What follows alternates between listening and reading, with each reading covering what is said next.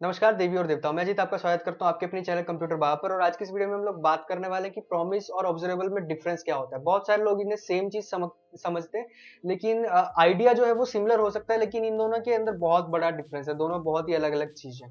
तो आज वही क्लियर करने की कोशिश करेंगे कि प्रॉमिस और ऑब्जर्वेबल एक्चुअल में है क्या, कहाँ ये सिमिलर है और कहाँ ये एक दूसरे से बहुत डिफर करते हैं। आइए देखते हैं। तो मैं आ चुका हूँ अपने टेक्स्ट एडिटर वीएस कोड में, और यहाँ पे हम पहला डिफरेंस जो देखने वाले हैं प्रॉमिस और ऑब्जर्वेबल के बीच में, वो ये है कि जो प्रॉमिस होते हैं वो ईगर होते हैं। ईगर लोडिंग क्या होती है, देखिए कि वो इंडिपेंडेंट एग्जीक्यूशन होती है उनकी। जैसे ही वो डिफाइन होते हैं, जैसे ही आते हैं, वो इमीडिएटली क्या हो जाते हैं, लोड हो जाते हैं, इमीडिएटली एग्जीक्यूट हो जाते हैं। चाहे उनको कोई सब्सक्राइब करे या ना करे, चाहे उनको कोई उनके ऊपर एक तरीका कंज्यूमर आए या ना आए, वो कुछ नहीं ऐसा देखते, बस वो इमीडिएटली लोड हो जाते हैं। मैं आपको करके दिखाता हूँ। एग्जाम्पल के लिए मैं क्या कर रहा हूँ, एक प्रॉमिस बनाने वाला हूँ यहाँ पे, न्यू प्रॉमिस। और इसमें मैं एक रिजोल्व नाम की पैरामीटर को पास कर रहा हूँ। ऐसे ही ऑब्जर्वेबल की तरह ही कंसेप्ट है सेम, बस हम यहाँ पे प्रॉमिस ले रहे हैं। और फिर मैंने कहा प्रॉमिस, पी आर मैं इसमें स्टोर कर लेता हूँ इस चीज को। यहाँ पे मैं आपको दिखाता हूँ कि जैसे मैं लिखता हूँ सेट टाइम आउट, 2 सेकंड बाद टाइम आउट, और यहाँ पे मैं फिर लिखता हूँ। तो ये देखिए, सिर्फ एक प्रॉमिस मैंने डिफाइन किया है, इसके ऊपर मैंने कोई कंज्यूमर नहीं लगाया। ऑब्जर्वेबल में क्या होता है, जब सब्सक्राइब करते हैं तभी वो चलते हैं। ऑब्जर्वेबल लेजी होते हैं बाय नेचर, बट प्रॉमिस क्या होता है, ईगर होते हैं। यहाँ पे मैंने कुछ नहीं किया, बस डिफाइन किया। जैसे ही डिफाइन होते हैं ऑटोमेटिकली एग्जीक्यूट हो जाते हैं। मैं आपको दिखाता हूँ कि कॉन्सोल पे डन लिखा आ रहा होगा, डन लिखा आ गया। अभी तक किसी ने इनको कुछ सब्सक्राइब नहीं किया, कुछ किसी तरीके से देन नहीं लगाया इनके ऊपर, बट ये हो गया। अगर मैं करता हूँ पी आर डॉट देन, और मैं इस चीज को console डॉट लॉग स्टेटमेंट को एक स्टेप ऊपर ले लेता हूँ, डन, और 2 सेकंड बाद यहाँ पे करता हूँ कि जो भी मेरा रिजोल्व है, रिजोल्व माने क्या होता है, जो देन में हमारे पास होता है, और इसमें मैं दे देता हूँ, और यहाँ पे ये कि जो भी डेटा आएगा।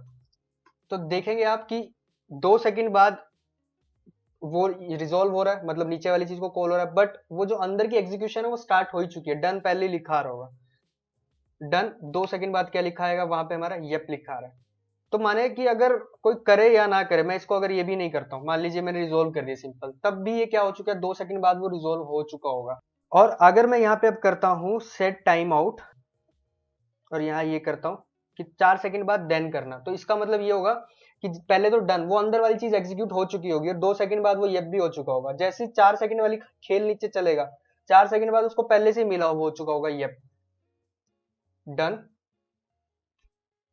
और 4 सेकंड बाद वो करेगा ये उसको पहले मिला हुआ है।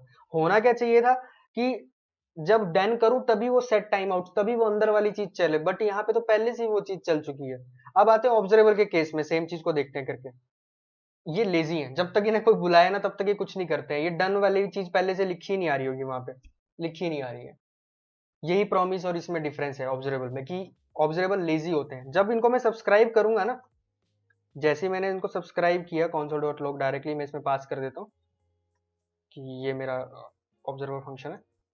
तो जैसे ही मैंने किया डन, देन उसके बाद ये 2 सेकंड बाद आ रहा है। तो अगर मैं इसको 4 सेकंड बाद भी करता हूँ ना, सेट टाइम आउट, और यहाँ पे दे देता हूँ 4 सेकंड बाद, तो देखना डन लिखा आएगा 4 सेकंड बाद। 1 2 3 4, 4 पे क्या आएगा, डन लिखा वहां पे। देन 2 सेकंड का वेट होगा, उसके बाद ये लिखा आएगा। बट प्रॉमिस के केस में क्या होता था, प्रॉमिस के केस में ऐसा हो ही नहीं रहा था। प्रॉमिस के केस में क्या था, देखिए प्रॉमिस है और नीचे ऑब्जर्वेबल, दोनों सेम सेम है, बट जब प्रॉमिस के केस में मैं करता हूं तो पहले पी आर डन आएगा लिखा हुआ। जैसे ही वो प्रॉमिस वाली चीज डिफाइन होगी ना, उसी टाइम एग्जीक्यूट हो जाएगी। फिर उसके बाद मैं 4 सेकंड बाद उसको क्या कर रहा हूँ, सब्सक्राइब कर रहा हूँ, एक तरीके से देन लगा के सब्सक्राइब कर रहा हूँ। तो 4 सेकंड बाद उसको रिजोल्व पे ये पी आर पहले से मिल जाएगा। होना क्या चाहिए, जैसे नीचे वाला जो है ऑब्जर्वेबल, उसमें क्या होता है, जब सब्सक्राइब करते हैं, मैंने 4 सेकंड बाद सब्सक्राइब किया, तब 2 सेकंड के वेट के बाद ये ऑब्जर्वेबल आता है लिखा हुआ। इस चीज को देखते हैं। जो पहले आया पी आर डन, पहले ही लिखा आ गया, और उसके बाद 4 सेकंड बाद जो आया, तो उसमें देखेंगे आप ये पी आर पहले लिखा रहा है, बट नीचे ऑब्जर्वेबल डन, और फिर 2 सेकंड के वेट के बाद ये ऑब्जर्वेबल आया। तो मतलब कि प्रॉमिस जो है वो ईगर है, उनको कोई सब्सक्राइब करे या ना करे वो अपना काम कर जाते हैं, वो तेज है। बट जो नीचे वाला हमारे पास सब्सक्राइब करने वाला लॉजिक है, उनको जब तक आप सब्सक्राइब ना करो तब तक वो कुछ होता ही नहीं, वो लेजी है। प्रॉमिस और ऑब्जर्वेबल बिल्कुल सेम मैंने लिखा हुआ है, देखना। ऑब्जर्वेबल डन वाली चीज तो लिखी आएगी नहीं, क्योंकि जब तक उनको सब्सक्राइब ही नहीं करेगा। पर प्रॉमिस वाले केस में पी आर डन पहले लिखा आ जाएगा, पी आर डन। और यहाँ पे ऑब्जर्वेबल को कोई सब्सक्राइब किया तो आया ही नहीं। ये डिफरेंस और अच्छे से कैसे पता चल सकता है, मैं आपको दिखाता हूँ एक काम करके। HTTP का कोई ऑपरेशन परफॉर्म करता हूँ। देखिए मैंने क्या किया, यहाँ पे एक HTTP वाला एक फंक्शन बना लिया, जिसमें क्या कर रहा हूँ, यूआरएल दे रहा हूँ, HTTP का ओपन कर रहा हूँ, एक ऑब्जेक्ट रिक्वेस्ट ओपन कर रहा हूँ, वहां पे एड इवेंट लिसनर लगा दिया। और ये कि जब भी लोड होगा तो क्या करना है, अगर प्रॉमिस वाली चीज आ रही है तो फिर क्या करो, कंज्यूमर को कॉल कर दो डायरेक्टली, क्योंकि उसके ऊपर कोई नेक्स्ट नहीं होता। और अगर प्रॉमिस नहीं आ रहा है तो इसका मतलब है कि ऑब्जर्वेबल वाली बात है, नेक्स्ट वाले को कॉल कर दो। मैं इसको कॉल करने वाला हूँ कैसे, प्रॉमिस के अंदर मैं रखने वाला हूँ कैसे इस चीज को, मैं सिंपली करूंगा HTTP और ये रिजॉल्व वाली चीज पास कर दूंगा, और इस प्रॉमिस को कर दूंगा मैं ट्रू। तो रिजॉल्व वाला जो सेम चीज है वो कंज्यूमर में फिट हो जाएगी, और इस प्रॉमिस ट्रू हो गया। तो मतलब इफ प्रॉमिस वाली बात है तो क्या करो, HTTP रिस्पॉन्स को ऐसे कॉल करना। और नीचे वाले में देखो मैं क्या करने वाला हूँ, HTTP ऑब्जर्वर को पास करने वाला हूँ ऐसे, इस तरीके से। तो ऑब्जर्वर पूरा का पूरा कंज्यूमर में उठ के आ जाएगा, इस प्रॉमिस बाय डिफॉल्ट फॉल्स हो जाएगा, तो उस केस में नेक्स्ट वाला कॉल होगा।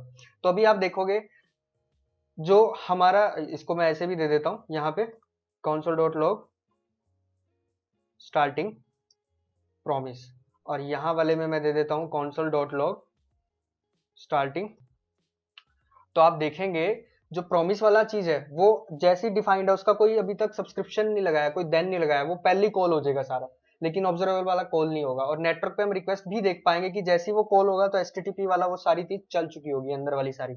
तो देख रहे हैं स्टार्टिंग PR ऑटोमेटिकली कॉल हो गया है, वो जो नीचे प्रॉमिस हमने दिया हुआ था ये पहले से ही कॉल हो गया, इसको एग्जीक्यूशन होगी, और यहाँ पे नेटवर्क पे रिक्वेस्ट भी चली गई होगी। देख रहे हो टू डूज वाली जो थी वो रिक्वेस्ट चली गई, और वो डेटा लेके भी आ गया। बट ऑब्जरेबल का गया नहीं, स्टार्टिंग ऑब्जरेबल वाली चीज कुछ नहीं लिखी आ रही, वो कॉल नहीं हुआ जब तक उसको कहेगा नहीं कोई। ऑब्जरेबल कब कॉल होगा, जब उसके ऊपर कोई सब्सक्राइब करेगा। मैंने सब्सक्राइब किया और डायरेक्टली एक ऑब्जर्वर भेज दिया, एक फंक्शन भेज दिया सिंपल कि हाँ इसको कॉल करना है। तो अब देखना स्टार्टिंग ऑब्जरेबल अब आएगा, स्टार्टिंग ऑब्जरेबल आया और उसने डेटा प्रिंट कर दिया अपना, क्योंकि मैंने नीचे सब्सक्राइब किया हुआ था। तो ये ऊपर वाला जो है, मान लो कि मैं ऊपर वाला जो है वो सेट टाइम आउट, मैं क्या करता हूँ, PR.then करता हूँ console.log, और ये मैं करने वाला हूँ अगले 4 सेकंड बाद। तो मैं इसको नीचे हटाता हूँ 9 सेकंड बाद। तो कॉल हो चुका है, नेटवर्क पे जाएं तो डेटा भी हमारा आ चुका है, और यहाँ पे भी देखें तो अभी तक तो वो आया नहीं था। अब जैसे ही सब्सक्राइबर आएगा, जैसे कंज्यूमर आएगा, उसको पहले से ही डेटा हमारा मिल जाएगा। लेकिन ऑब्जर्वेबल के केस में ऐसा नहीं होता। ऑब्जर्वेबल को जब तक कोई सब्सक्राइब ही नहीं करता तब तक वो कॉल नहीं करते, तब तक वो डेटा नहीं लेके आते हैं। तो ये एक डिफरेंस है प्रॉमिस और ऑब्जर्वेबल में, कि प्रॉमिस जो है ईगर है, पहले से ही आ जाते हैं। जो ऑब्जर्वेबल है वो लेजी है, जब उन्हें कोई बोले तब वो अपना काम करते हैं। दूसरी बड़ी चीज आती है यहाँ पे, प्रॉमिस जो है, प्रॉमिस को हम कैंसिल नहीं कर सकते, प्रोड्यूसर को बंद नहीं कर सकते हैं, तोड़ नहीं सकते, क्लोज नहीं कर सकते हैं। ऑब्जर्वेबल के केस में प्रोड्यूसर्स को कैंसिल किया जा सकता है, प्रोड्यूसर को बंद किया जा सकता है। कैसे, वाया सब्सक्रिप्शन, सब्सक्रिप्शन की वजह से क्लोज किया जा सकता है, कैंसिल किया जा सकता है किसी भी चीज को। मैं आपको करके दिखाता हूँ। ऑब्जरेबल डॉट सब्सक्राइब मैंने किया, और इससे मुझे मिली एक सब्सक्रिप्शन, ये चीज। और इस सब्सक्रिप्शन को मैं फिर अनसब्सक्राइब भी कर सकता हूँ। जब मैं ये करूंगा तो ऑटोमेटिकली वो चीज जो मेरी थी वो बंद हो जाएगी, और इमीडिएट बाद मैंने अनसब्सक्राइब कर दिया। तो इसका मतलब ये है कि क्या होगा, स्टार्टिंग होगी ऑब्जरेबल की, लेकिन अनसब्सक्राइब मैं कर दूंगा तो बंद हो जाएगी। और अनसब्सक्राइब के लिए मुझे क्या करना होगा, यहाँ पे इधर ही ले लेता हूँ रिटर्न की, वो जो HTTP फंक्शन है वो रिटर्न करता है, और उसके अंदर क्या होता है, वो HTTP dot remove event listener load.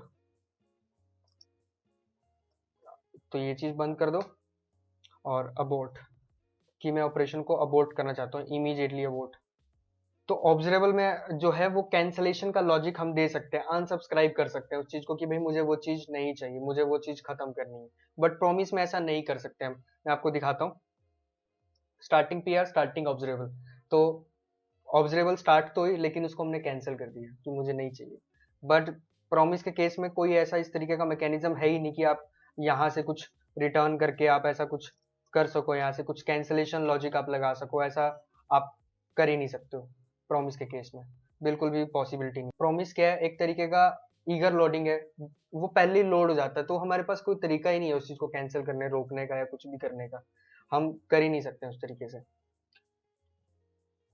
मैं आपको दूसरा एग्जांपल इस तरह से भी दिखा सकता हूँ कि अगर मान लीजिए ये सारा का सारा ये वाली चीज मैं उठा के सेंड वाली चीज इसी के अंदर ले लेता हूं। तो क्या है कि ये जो पूरा लॉजिक है प्रॉमिस के अंदर तो आ गया, बट इसको कैंसिल करने का कि अनसब्सक्राइब करने का, देन करने का तो है इसके पास ऑप्शन pr.then की भाई देन जब भी कोई डेटा है, बट अनसब्सक्राइब करने का कोई लॉजिक इसके अंदर नहीं है। आप ये मत सोचिए कि हाँ मैं यहाँ पे रिटर्न कर दूं एक चीज, रिटर्न या फिर ऐसे कर दूं http.abort, वो तो आपने सिक्वेंशली कर दिया ना, आ रहा था डेटा चलते चलते आपने तभी अबोर्ट कर दिया।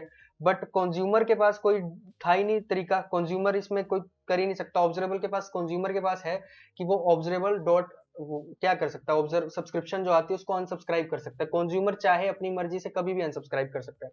बट यहाँ पे प्रॉमिस के केस में नहीं होता। प्रॉमिस के केस में तो देन है या फिर आपके पास कैच है, आपके पास कोई सब अनसब्सक्राइब करने का तरीका नहीं है उस चीज से।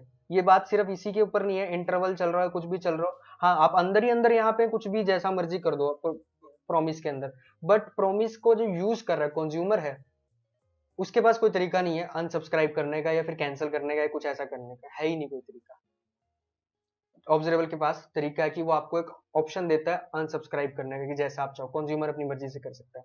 तो दूसरी बात ये थी। तीसरी, पहली बात क्या थी, पहली बात ये थी कि ईगर लोडिंग होते हैं। दूसरा क्या, प्रॉमिस को कैंसिल करने का कोई तरीका नहीं है, कैंसिल नहीं हम कर सकते प्रॉमिस को चलते हुए। हाँ अंदर ही अंदर आप कुछ मर्जी कर लो वो बात अलग है, बट कंज्यूमर के पास कोई वे नहीं है।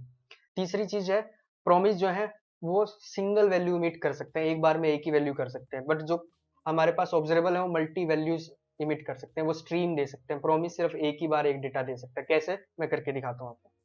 मेरे पास प्रॉमिस है और ऑब्जर्वेबल वही सेम चीज है। मैं क्या कर सकता हूँ, यहाँ पे दे सकता हूँ रिजोल्व हेलो, और यहाँ पे उसके बाद मैंने दिया फिर अगला रिजोल्व और, क्योंकि डब्ल्यू मैंने ऊपर लिख दिया हेलो वर्ल्ड ऐसे करके।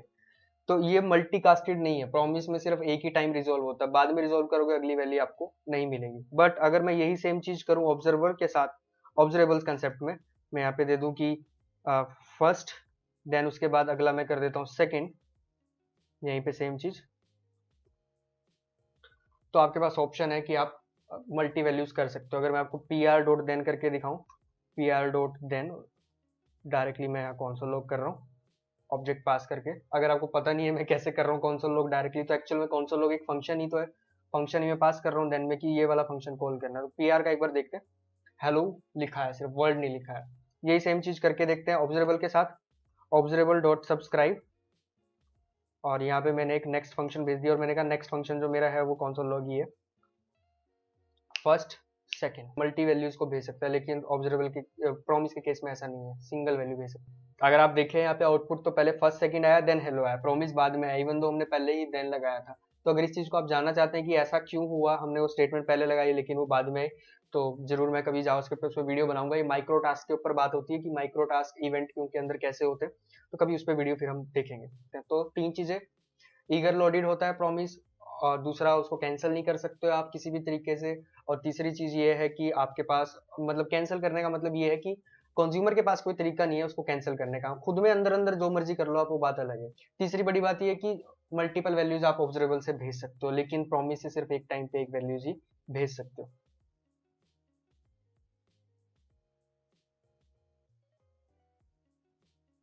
मैं एक एग्जांपल और देने वाला था कैंसिल वाला आपको, कि कैंसिल नहीं कर सकते। मान लीजिए प्रॉमिस जो मेरा चल रहा है इसी के अंदर सेट इंटरवल में लगा देता हूँ, काउंटर इनसाइड काउंटर की वैल्यू दिखाएगा फिर वो रिजोल्व करेगा।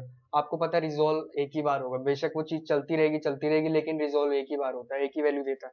तो अगर मैं यहाँ पे आपको दिखाऊं तो प्रॉब्लम क्या आएगी, प्रॉब्लम तो कुछ नहीं है, रिजोल्व एक ही बार हो चुका होगा। वैल्यू क्या मिलेगी इसको, 2 मिलेगी। जीरो से अगर मैं इसको चलाता हूँ तो वैल्यू इसको क्या मिलेगी, 1 मिलेगी। पहले दिखाएगा काउंटर इनसाइड और उसके बाद क्या आएगा, रिजोल्व सीधा 1 कर देगा। फिर ये इंटरवल चलता ही रहेगा, बट रिजोल्व वाला जो अंदर मेथड है वो एक ही बार कॉल होता है, बार बार वो कॉल ही नहीं होगा।